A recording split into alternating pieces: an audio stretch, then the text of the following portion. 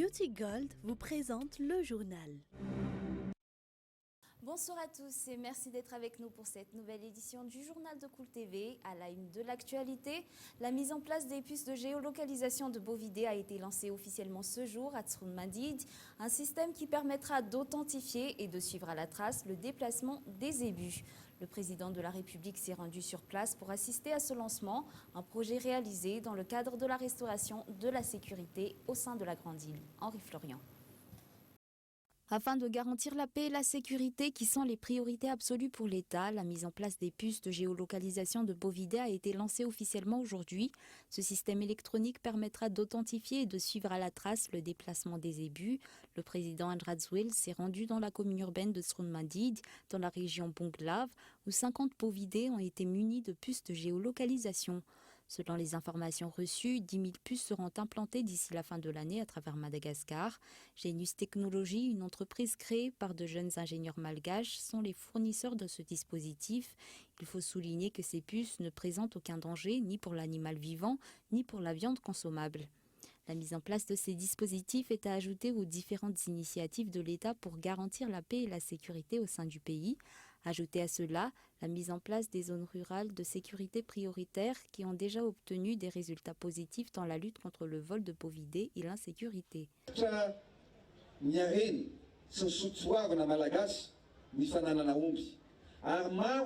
Sur le plan culturel, le zébu marque la richesse des Malgaches et aujourd'hui encore, pour plusieurs Malgaches, leur fortune est estimée dans le nombre de zébus qu'ils possèdent, raison pour laquelle il faut que j'aide les éleveurs. Des militaires ont ainsi été envoyés pour assurer la sécurité et lutter contre les dahalo. En outre, les projets d'amélioration de la race bovine malagasse sont déjà en cours grâce aux sélections génétiques et aux procédés d'insémination artificielle. Dans l'actualité politique, la loi de finances rectificative 2019 a été au centre du dernier Conseil des ministres qui s'est achevé hier, une réunion qui a duré une semaine. Mampioun Narakutwarson. Le dernier Conseil des ministres qui a duré une semaine et a pris fin hier a porté principalement sur la loi des finances rectificatives. L'ensemble du budget de fonctionnement et des investissements de l'État s'élève à 5 615 milliards, de son 2 millions d'ariars, dont 1 340 milliards d'ariars pour les programmes d'investissement public interne et 1 697 milliards 983 millions pour le budget de fonctionnement de l'État. Les indemnités sont quant à eux estimées à 2 571 milliards d'ariars. Une somme totale de 750 milliards d'ariars vient ainsi d'être rajoutée au budget de l'État. La totale des recettes publiques inscrites dans cette loi des finances rectificative 2019 est évaluée à 5 805 milliards d'ariars, dont 12,3% issus de la recette fiscale. Les investissements extérieurs pour la réalisation de différents projets s'élèvent à 2 313 milliards d'ariars. D'autre part, le taux de croissance du PIB a été maintenu à 5,2% et le taux d'inflation à 6,7%. La réhabilitation des routes nationales, la construction du logement social, les projets prévus pour l'amélioration de l'éducation, la construction de la nouvelle ville qui sera baptisée Tanamaswanj, un don pour de nouveaux équipements aux agents des forces de l'ordre, les projets de construction d'infrastructures en matière d'agriculture, l'amélioration du secteur de la santé, la hausse du salaire minimum et l'approvisionnement en électricité font partie des grands points abordés dans cette loi des finances rectificatives 2019. Ce texte sera envoyé auprès de la HCC afin que cette institution puisse juger de sa conformité par rapport à la Constitution. Après cela, une ordonnance sera publiée pour permettre l'application immédiate de ce texte. Toujours à propos de la LFR, le gouvernement a pu faire une économie de 48 milliards d'ariars sur la loi des finances rectificatives 2019 par rapport à la loi des finances initiales 2019. Ce texte rectificatif est consacré aux nombreux projets inscrits dans la politique générale de l'État. Un reportage signé Mianta Ranjianaïf. La loi de finances rectificative de 2019 est conforme à l'IEM. Le budget consacré à la construction et à la réhabilitation de plusieurs infrastructures ont tenu une place importante dans ce texte. En ce qui concerne les investissements de l'État, une hausse de près de 60% a été constatée par rapport à la construction et à la réhabilitation d'infrastructures, une hausse de 14% concernant le domaine social et une baisse de 20% par rapport au budget de fonctionnement de l'État. Le budget accordé au secteur de production est maintenu à un taux de 6%. D'autre part, les financements étrangers qui atteignent les 2 300 milliards d'ariars vont aider à concrétiser les différents projets de l'État. misy finiavana hoe ampiana ny volalan'ny fanjakana. Ce que l'on peut dire, c'est que l'élaboration de cette loi des finances rectificatives a été faite dans un souci de réduire les dépenses de l'État. D'autre part, les dépenses sont orientées dans des projets pour en voir directement les résultats concrets. Je trouve que l'impact de la construction de ces diverses infrastructures, ce sera en premier lieu la création d'emplois. Il ne faut pas oublier que nous avons un important problème de chômage. D'un autre côté, cela permettra le développement de chaque région. La prochaine fois, il faudrait établir ces budgets en fonction des besoins de chaque région ou de chaque district. Ary eo koa zany mahita hoe rehefa manao budget manaraka tokony décentraliser un budget. On retrouve parmi les priorités établies par le gouvernement la fourniture d'équipements aux agents des forces de l'ordre, ces derniers qui seront éparpillés dans plusieurs secteurs du pays, principalement les zones rouges du pays ou encore l'amélioration du secteur de l'éducation. D'autre part, la société civile sera stricte en matière de suivi concernant le blanchiment de capitaux.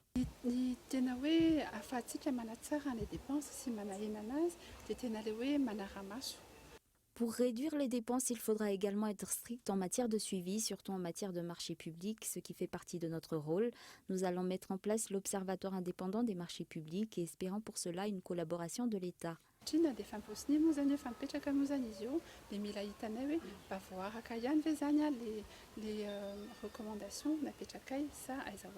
Il faut souligner que pour la loi de finances rectificative 2019, le gouvernement a pu faire une économie de 48 milliards d'ariars par rapport à la loi des finances initiales de 2019, une première à Madagascar. Sur un tout autre sujet, des progrès peuvent être constatés en matière de mise en place d'une décentralisation effective à Madagascar. Toutefois, plusieurs points nécessitent encore d'être revus. C'est le cas par exemple du soutien financier qui devrait être fait en proportion du nombre d'habitants, ainsi que des ressources économiques et sociales de chaque collectivité territoriale. Reportage Yves Richard. 3 éléments reflètent les progrès effectués à Madagascar en matière de mise en place de la décentralisation effective. Il s'agit notamment de la démocratie participative, de la mise en place d'un budget de programme relatif aux collectivités territoriales décentralisées et à la mise en place de textes de loi servant à assurer la transparence en matière de gestion de l'État. Toutefois, de nombreux points méritent encore d'être revus en matière de décentralisation.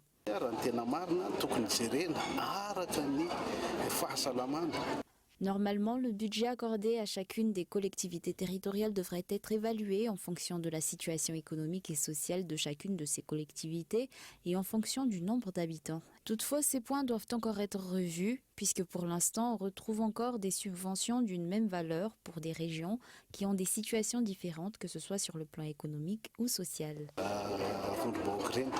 Rappelons que l'objectif de l'application de la décentralisation effective est d'assurer l'autonomie de chaque collectivité territoriale décentralisée.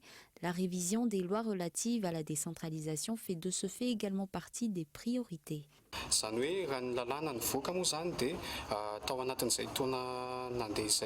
Selon les lois en vigueur, au cours de ces dernières années, la direction des services déconcentrés a fait que les régions n'ont pas pu jouir d'une totale autonomie. Dans la conférence débat qui a été tenue, nous avons relevé l'importance de la mise en place d'un État fort et de la révision des lois relatives à la décentralisation afin d'assurer cette autonomie. Une conférence débat relative à la décentralisation à Madagascar depuis 1994 a été tenue ce matin à Anoussi. La mise en place de puissantes régions pour assurer le développement du pays a été abordée. L'Allemagne, qui est un modèle en matière de décentralisation effective, a servi d'exemple. Avant de passer aux actualités internationales, 700 kilos de drogue ont été découverts par la gendarmerie hier matin à Ankaramen dans un camion-citerne. Les occupants du véhicule, soit le chauffeur, son aide et une femme, ont été arrêtés et retenus au poste avancé d'Ankaramen. Ce camion est parti d'Ious et comptait se rendre à la capitale. C'est en procédant à un contrôle que la gendarmerie est tombée sur la drogue qui a par la suite été brûlée devant des représentants de l'État. Passons maintenant aux actualités internationales. Au Soudan, après un accord conclu entre l'armée et les contestataires, le Conseil militaire au pouvoir a annoncé hier la suppression des dialogues pendant 72 heures jusqu'au démantèlement de nouveaux barrages routiers érigés à Khartoum. Hier, 9 personnes ont été blessées dans des tirs menés par des forces de sécurité. France 24. Des tirs en plein centre de Khartoum. Mercredi soir, sur cette vidéo amateur, un manifestant lève les bras. À l'arrière-plan, des hommes entrés y avancent pour disperser la foule aux abords de ces barricades installées depuis quelques jours dans la capitale soudanaise. Plusieurs personnes sont blessées par balles.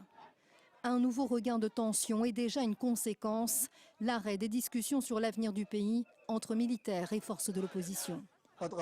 Nous avons décidé de suspendre les négociations pendant 72 heures, le temps d'arriver à un climat propice pour signer l'accord et démanteler toutes les barricades à l'extérieur de la principale zone de sit-in. Une allocution télévisée du général Al-Bourhan, entendue par tous ces manifestants, désormais habitués pour beaucoup à passer la nuit dehors. Après des semaines de contestation, un accord semblait tout proche ce mercredi. Alors ici, c'est l'incompréhension. À mon avis, ce n'est pas du tout ce qu'il fallait faire.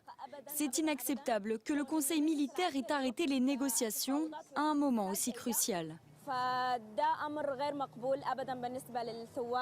Dans les rangs des manifestants, à l'incompréhension s'ajoute la colère. Lundi déjà, 6 personnes blessées par balles avaient trouvé la mort aux abords des barricades. Le retrait des barricades ne justifie pas de tirer sur les gens. Tout cela est dirigé par le Conseil militaire. On ne saura jamais qui a tiré sur la foule, mais il faut qu'on sache qui est le coupable derrière tout ça.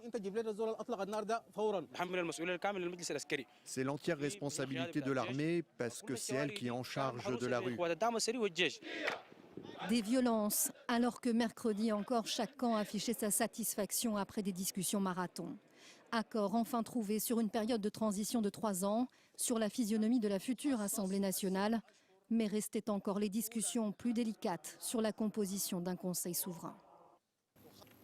Au Brésil, une marée humaine a envahi hier soir les rues des grandes villes où des centaines de milliers d'enseignants et d'étudiants ont déferlé pour défendre les universités menacées par d'importantes coupes budgétaires. Il s'agit du premier mouvement national de contestation contre le président d'extrême droite Jair Bolsonaro depuis son arrivée au pouvoir en janvier. Plus d'informations dans ce reportage de France 24.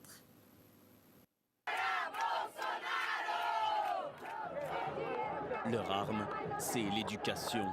Et ils comptent bien la défendre, bec et ongles. Mercredi, ils étaient des dizaines de milliers à travers le Brésil, rassemblés pour dénoncer des coupes budgétaires d'1,850 milliard de dollars dans l'éducation. Nous savons que le plus grand impact de ces coupes budgétaires, auparavant jamais mises en place dans notre pays, touchera les plus pauvres de nos concitoyens. Entre budget soudain amputé et bourses étudiantes suspendues, la pilule de l'austérité a du mal à passer. Une pilule synonyme de 30% de subventions en moins, rien que pour les universités. Notre président Bolsonaro a commencé à s'attaquer aux cours de philosophie, de sociologie et de sciences sociales parce qu'il veut des citoyens qui ne pensent pas. Des citoyens qui ne pensent pas, c'est justement ce que représente cette foule pour Jair Bolsonaro. Face à la première contestation de masse depuis le début de son mandat, le président brésilien a tout simplement moqué les manifestants.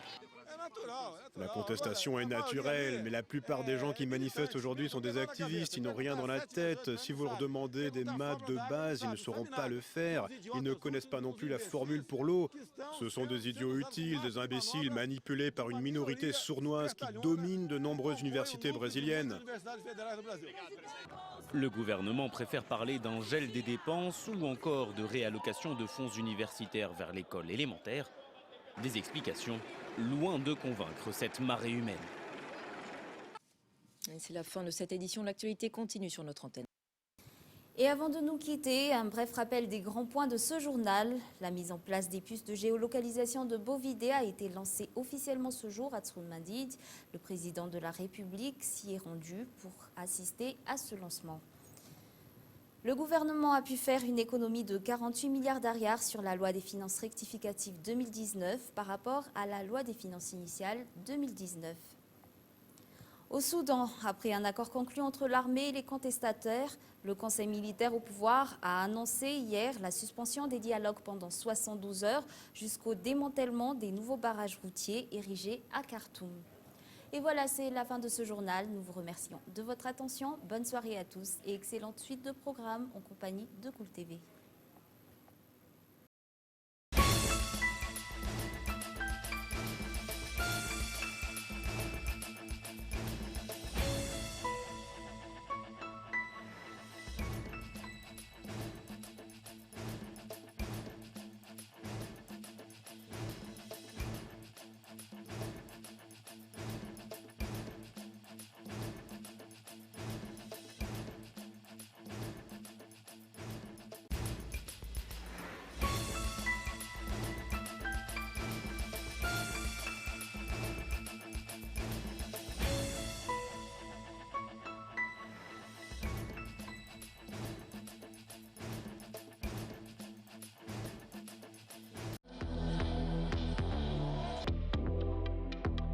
Le journal vous a été présenté par Beauty Gold.